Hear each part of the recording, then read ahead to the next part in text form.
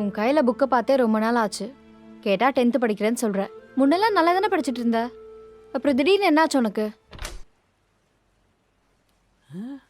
Show, ஒருத்தருக்கு 2 பொண்ணுங்க இந்த வீட்ல இருந்து என்ன புண்ணியம்?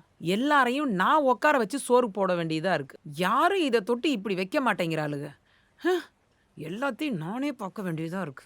எல்லாம் என் தலை எழுத்து. நான்லாம் 10th படிக்கும்போது முழுக்க முழுக்க எக்ஸாம் ஃபீவரில் தான் இருந்தேன். நீ என்னடானா இவ்வளோ அசால்ட்டாக இருக்க? எனக்கு தெரிஞ்சு நீ படிப்பை தவிர வேற ஏதோ விஷயத்துல கவனத்தை செலுத்திட்டு இருக்க.